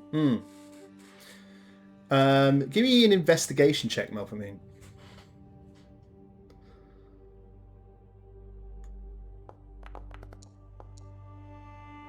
Oh. Nope. Is it? Oh, okay. It was better than I thought. Just kidding. Is it sage stone shaped? Do you want to try it? I'm not really sure, to be honest. I mean, you can. Is it the right size? It is the exact right size for the sage stone. Give it a try. Oh shit. Can we ask the centenary first what it actually like? I don't know what I know. He said he isn't allowed to say it, right? You can ask. But maybe I can at least show him the key, that we have the key, so and then ask what this actually does. His eyes widen at the sight of the sage stone. This is a bit more expressive than you've seen this thing so far. He says,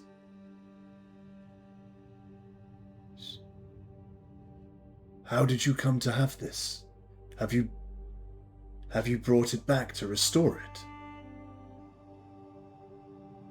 I mean, to be honest, I did not know that it belonged here. It was just a relic of the town I was from. And I assumed it was always there, but... That was held here until an invader. Oh. The last invader, or...? Someone before that. Before that, she came and it wasn't in its place. It was hidden under some rubble. She found it. I thought she was going to put it back. I thought friend. She took it. What was her name? I do not know. Oh. Can you describe her? It was long ago. You see him kind of... He looks pensive. She was a human. Blonde hair. Carried a mace as a weapon. Didn't damage anything. Didn't stay long.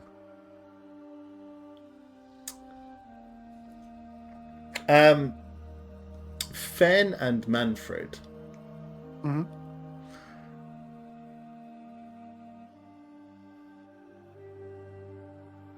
I think, no role required, I think both of you would recall that this description and the particularly the carrying a mace as a weapon,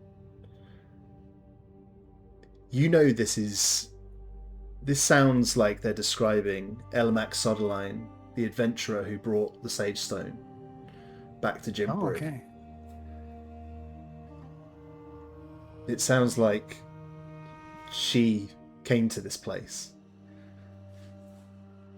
But the Sage Stone had been in Jimbri for like 300 years. Yeah, of course. I sort of explained to him that, you know, she brought the stone back, that we recall like how she looks and stuff like that. That we do like know of her. Mm. It's like a famous sort of person in our little town.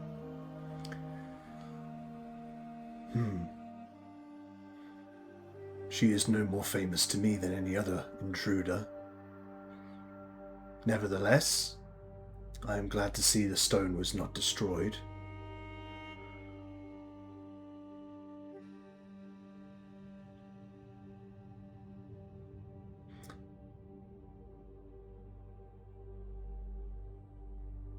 Do you know who holds the other keys?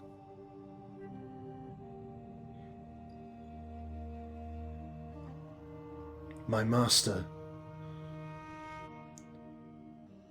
I should say as well, the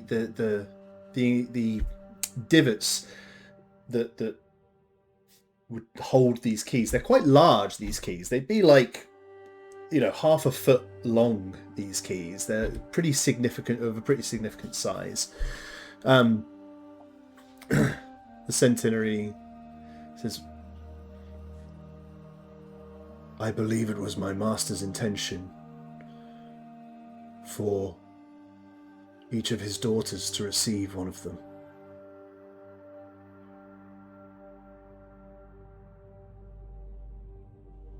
But I do not know what they open.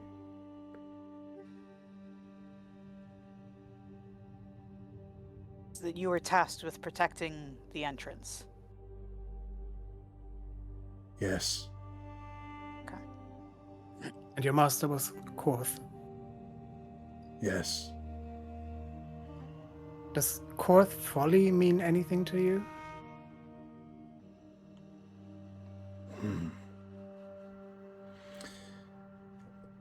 He reaches out and points to a different side of the room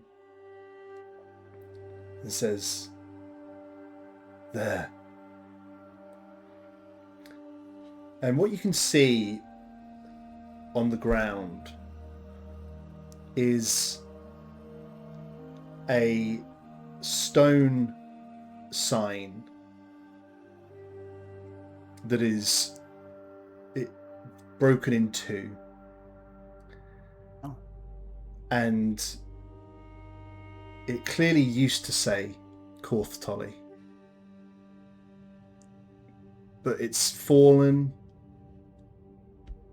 cracked, broken remains have been vandalized, so that they now say Korthtolly. I see. And lying at the base of this is a figure with the skeletal remains of somebody, a dragonborn, with a hammer and chisel in hand that have clearly, or next to them, next to their hands, that have clearly been used to vandalize this sign and turn Korthtolly into Korthtolly. Okay. You were right all along, Fen.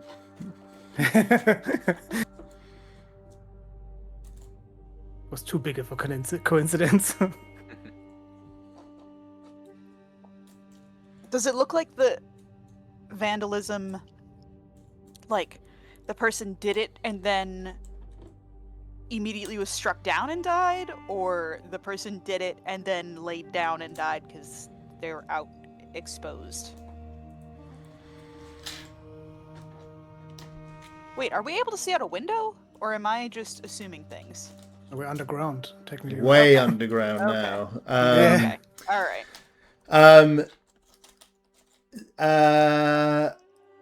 Are you able to see? You can either give me medicine, or you can give me investigation.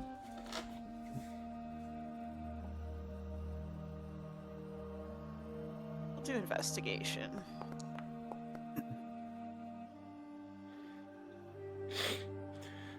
There's no sign of they don't have any broken bones, put it that way, this person. Okay.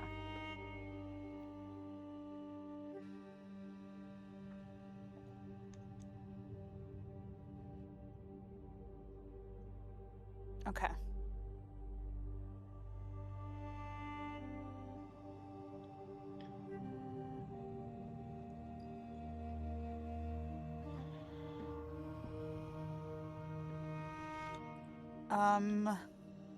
I think I would like to spend a couple of minutes with my cartographer's tools to draw out a small map of the space that we've explored so far, so that we can get back to this room in the future.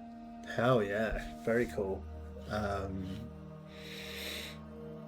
I don't know if there's a mechanic for using the cartographer's tools. Do you know what? I don't know either. Let me just remind myself. Cartographer's tools.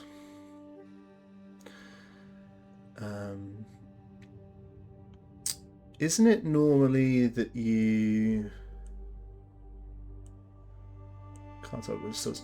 If you have proficiency with a tool, add a proficiency bonus to any ability check. Yeah, so I think what I would so basically you've got a proficiency score, right? Where is that and what is that? It's a +5.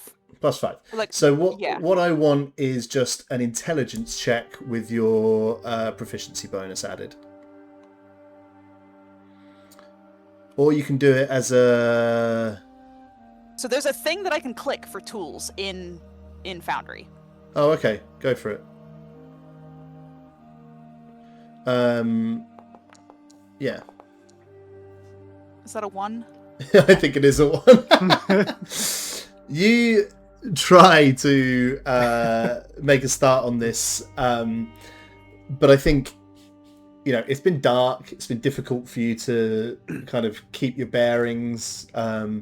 Probably the best you can do is that you remember that it's down from the amphitheater room. If you can find your way to that, then you'll know you're close. Okay. I mean, we would probably technically see all the dead remains or the burnt remains of the vines. There that you would go. be maybe an You indicator. You can. I'm gonna let you remind me of that, so I like write that down as a note in the corner. Yeah. You can breadcrumb your way back. That's a good call. Is there I anything think I else want to address you? the group and ask if we should maybe just see and put the sage stone in there, if they're okay with that. I mean, I'm assuming it will do nothing without the 6 keys, but Sure, let's try it. okay. Push the button. So Fen does that. You're absolutely right. It does nothing at all. Of course. But it had to be tried. We had to try. Give me, Fen. Give me investigation with advantage. Okay.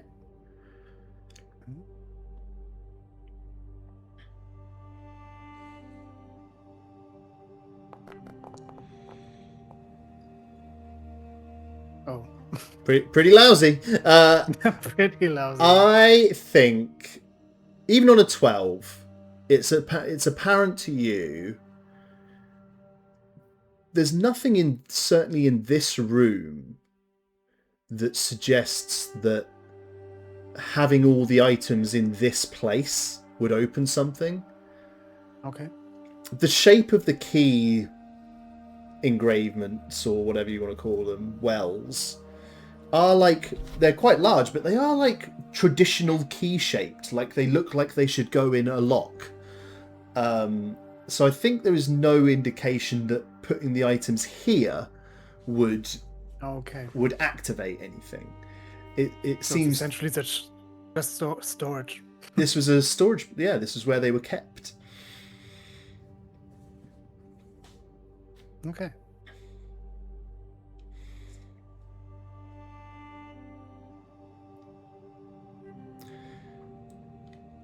Is there anything else anybody wants to do in this room, or ask this centenary, or? Nope. Unless I'll say, is there a place that we can find that you know for sure we could find another one of you?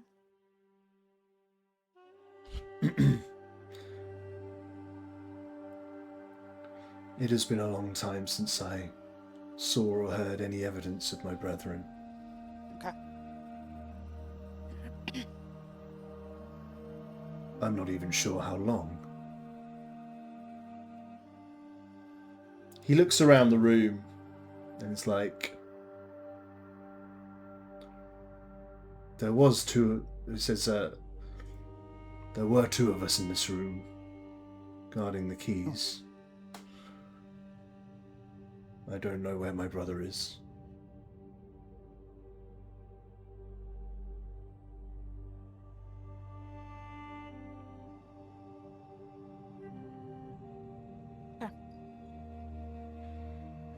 All right. Thank you for all of the information. We may see you again. Yes. As you turn away, the centenary on the ground, you suddenly see they kind of lift their head up and become more alert. And almost like a dog's ears like pricking up, like... Mm-hmm. I hear something. Oh, okay. Oh? Is it? Do you hear it? Do we?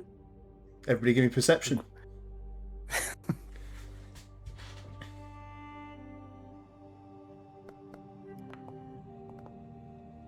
Nope. Yep. Manfred does not at all. Pretzels, your rolls today, dire. I'm not had one good one whatsoever. Fen, you do hear it. My ears today are very good. you better believe it.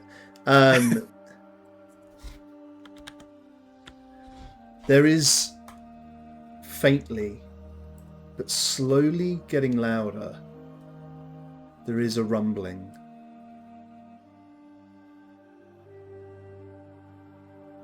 And the centenary is like, "Invader." The rumbling grows louder. The ground begins to shake slightly. The noise grows.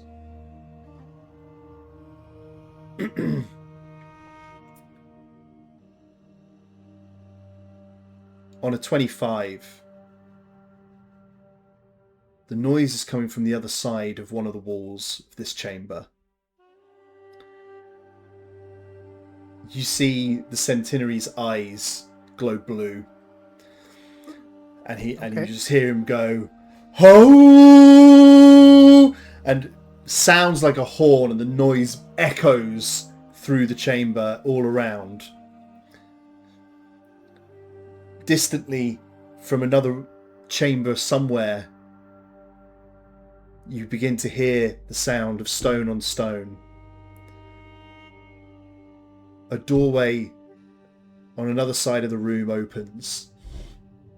2 fully upright, functional centenary guards enter the chamber. And they point at the 3 of you. "Friend or foe?" And you hear your centenary, your partial guy on the ground that you're speaking with, "Friend. But elsewhere, invader." The rumbling growing now. Something is close. The wall of the chamber smashes open. Oh my god. Stone comes flying everywhere from one end of the room. Everybody give me a dexterity save. Uh-oh.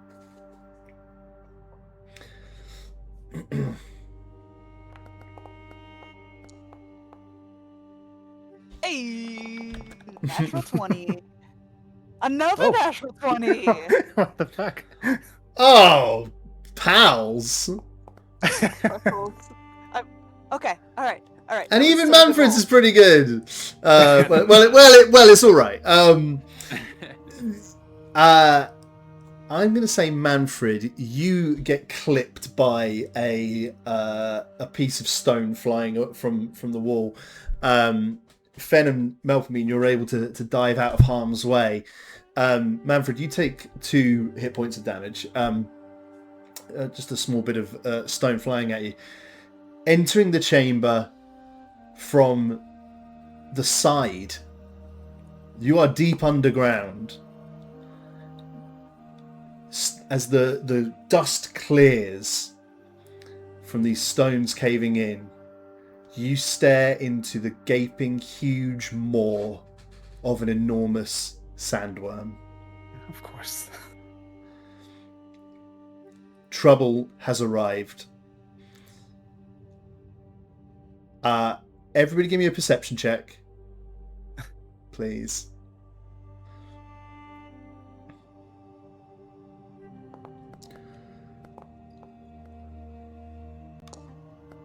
Okay.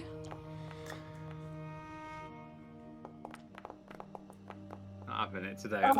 Fucking up, pretzels! Oh no. My second one.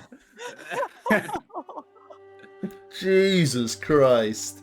You are so distracted with the feathers, yeah. Manfred, you're pretty sure you can take whatever this thing is. Fen and Melpomene, you're going to have to talk him round, because you know that this thing, it would fuck you up in a fight. Something else happens.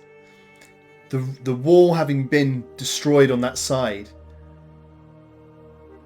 water is now entering the chamber. And quite fast. The centenary on the ground continues to... The the two in the chamber, there doesn't appear to be any more centenary coming. This chamber begins to fill with water, and an enormous, gargantuan sandworm begins to try and force its way through into this chamber, being held up only by some remaining stonework in its way that's making it harder for it to pour through. What you're going to need now is to get the fuck out of here. Mm-hmm. And we will see if you manage to do that next time. Because that Boy. is where we will leave things